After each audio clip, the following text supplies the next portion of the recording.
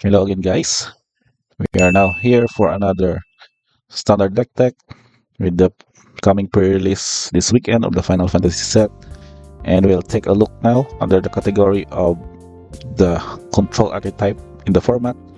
You know, new if you're following the metagame, there's been a lot of variations, and suddenly more of the Urzov in the mono black versions, and maybe mid-range and control ish archetypes has risen in the tournament results. But for today's deck, we take a look back at the other control build that is maybe can be still be considered tier 1 or tier 2. Let's find out. Let's take a look at this Dimir control deck post Final Fantasy set. And you can see initially some of the previews, this red border cards as the new components. So let's get to business and breaking down the list. We have 7 creatures, 15 instants, 26 lands, 2 planeswalkers, 10 sorceries, and a 15 card sideboard, which is going to be an overview review later on. Let's take up what are creature choices here. We are first going with the usual build. This is somewhat been affected by the release of Tarkir Dragonstorm. We have this build that is currently occupying Marang River region. So this creature is basically not a creature role in the early turns, because its ability only to get you to cast this Omen ability to gas up your hand. So draw 3 cards and discard a card is an essential here. You get to shuffle this again back to your library, and then once you get to get offensive or do the attacking mode, you just go with its casting for this full cost. So it is a 6 full cost mana, 6/7 creature flyer that when it enters the battlefield, you can bounce 2 other non-permanents to their owner's hands. So basically, you can delay off your opponent's creatures. You can also bounce off your other non-permanents to get more of their value later on. So it depends on how the board will look out. But definitely, this will be your good attacker and also a flyer by itself to deal damage and close out games and the late game setup. So that's 3 copies in the deck. I've also considered to add the other Regent in the black version, Scavenger Regent, which has the ability of the Omen to wipe up the board per se. So that's the ability that Exude Toxin. Its non-dragon creature gets -X depending on the mana cost paid for this X. And then if you hardcast this, you get a 4/4 flying creature with ward that is discard a card. More so, you get also a threat later on, but the important thing is that having this Omen ability that you can basically reuse for a few because you shuffle this back is very essential for this kind of deck build. And that we have also considered 2 copies of Oil Deep Gearhawk. We now need to set up to check your opponent's hand to get their best card and then have them discard it, and then they will draw a card as a replacement. But the important thing here is that you get a 4/4 mana cost lifelink in Ward 1 body, which is also relevant in some of the aggro matchups because you can need to lifelink those life loss they have deal to you, maybe for burn spells and other aggro attack early on. So you have your lifelinker to gain those back. You're also having a solid body that can also check off your opponent's hand for your best cards. So that is 2 copies. And the new card I've considered here is from the Final Fantasy set, Summon Primal Odin. So this is a 6 mana cost enchanting creature Saga Knight.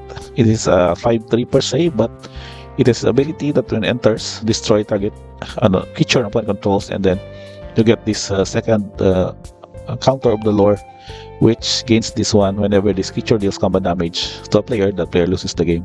Per se, you can have this one as just a good win condition on its own in certain situations that will cast this, provided that they have no more blockers. They will take this damage and lose the game at that instant. And then you can also get this third effect. You draw 2 cards and each player loses 2 life.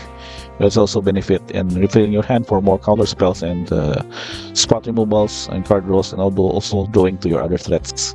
So that's why thinking this one is a very good card to consider for this build, and also fits well to the choice of having a Dimir control shell to have this one as your late game. Basically your game winner option for this kind of build. Now let's take a look at the instance. Of course, more so of these spot removals and counter spells, which is particularly Metagame popular. And also displaying sales now the new version for choosing this 2 mana cost counter spell, because if you have a dragon card in hand, you can just beheld it to have this effect of paying 4 instead. So very essential also for that kind of counter spells that you need. And notice also I have considered Think Twice as the another card draw effect for this deck, but I will explain in a bit why I have this card instead of the other card draw. But per se, we can have Omen ability for Marang as our main card draw option, and also 3 steps ahead can also give you options that can pay you to draw 2 cards and then discard a card for this kind of setup. Now, of course, spot removals are considered instantly, and of course, sorcery speed is also an option here.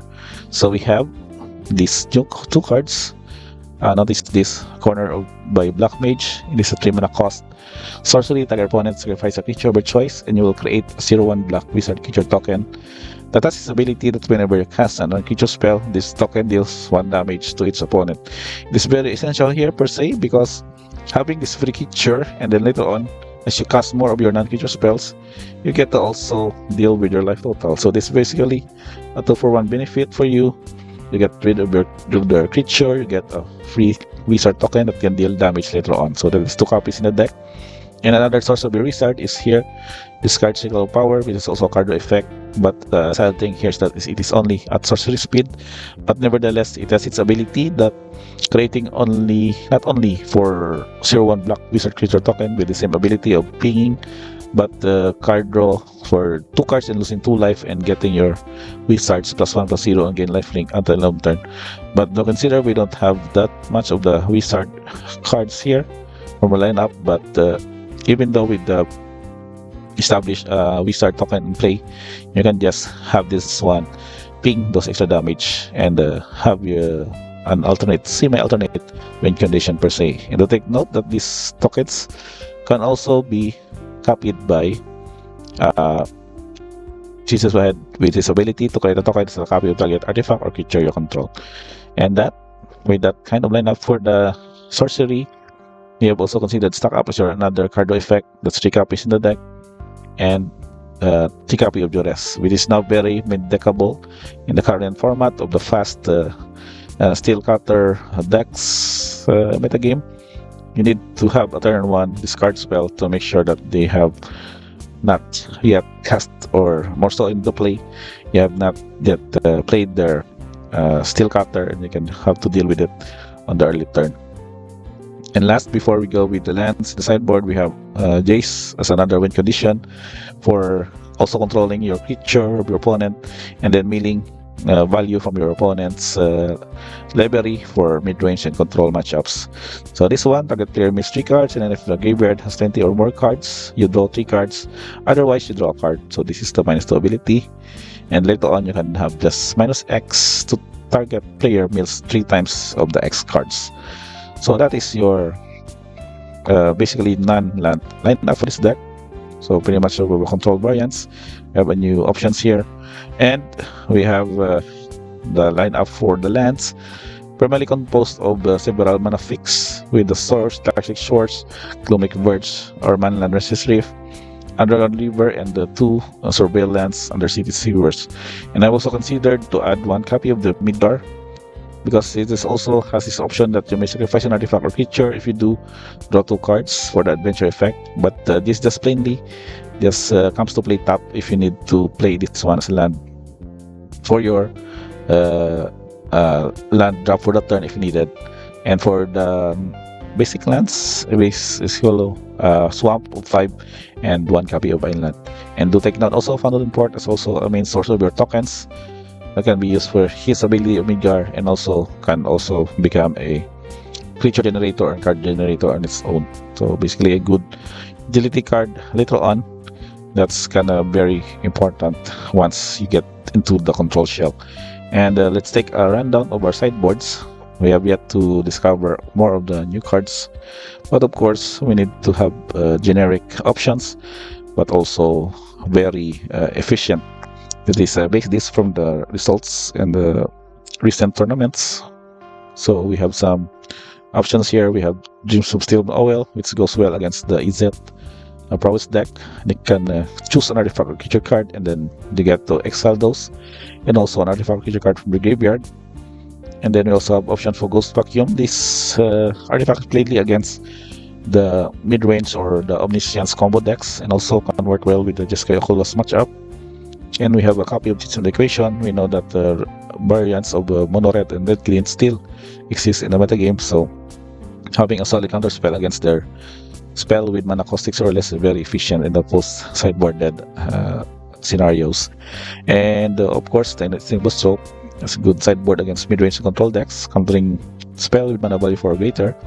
We have also Negate against Mirror or maybe Azorius Control, or going against discard spells of your opponents. And 2 copies of Filigree Cyrex. This is also good against the Izzet Prowess deck, wherein you get to put oil counter, then sacrifice it to destroy non-land permanents with mana value equal to the number of oil counters. But presumably having this one only is paying 2 for 0 oil counter, and you can basically destroy tokens and artifacts that cost 0 mana. And of course, for the sideboard against the mid-range or maybe even against the mono red setup, you just cut off your slow spot removals and replace them with the creature of the Schism that can lock up the board and can trade off with their big creature by that touch, or just on your own can produce this 1/1 white vampire tokens, an army with lifelink that can also become a blocker or even trade from your opponent's creatures. And I think this is last is your 1 of copies here. So let's check off Tishana Standbinder, which is also good against your opponent's creature, artifact, or planeswalker with the triggered ability that can be countered, and then nullifying them up until Tishana is still on the battlefield.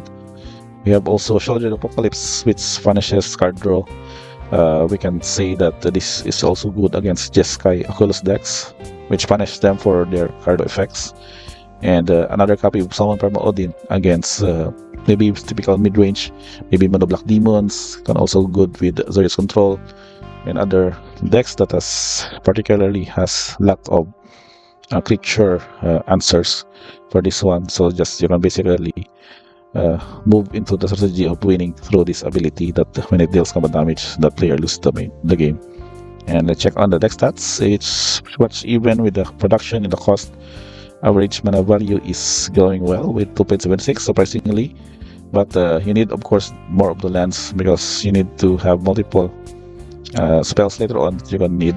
So we have 26 lands to consider, more so like activating this Fountain Ports, your Restless Reefs, and can also have extra mana for counter spells in the late game. And I think last but not the least are your tokens. Let's check. We have 5 tokens to consider.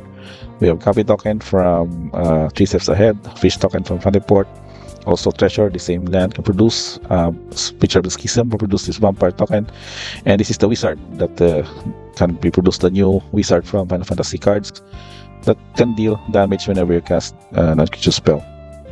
So I think that overall is the deck for this. We again have Dimir as our deck to consider to the Final Fantasy standard metagame. And of course, if you are really following some of the new cards, you can suggest here if what will be our other option for the main deck and for the sideboard, and also what other strategies. For example, like here, if you consider removing the Gearhawk for a better card choice, maybe from the new set. There are some new legendary creatures that you can have to be more efficient for this kind of build. Just let me know in the comments below so we can have a good discussion about this deck. And also, hopefully soon I can be able to do a gameplay on this, maybe on Arena or on other formats that it can be having a playtest or any testing for the new standard with the Final Fantasy sets. So again guys, thank you for checking this one. We have again Dimir control for Final Fantasy Standard. Don't forget to like, subscribe, notifications bell on, and see you guys on the next video.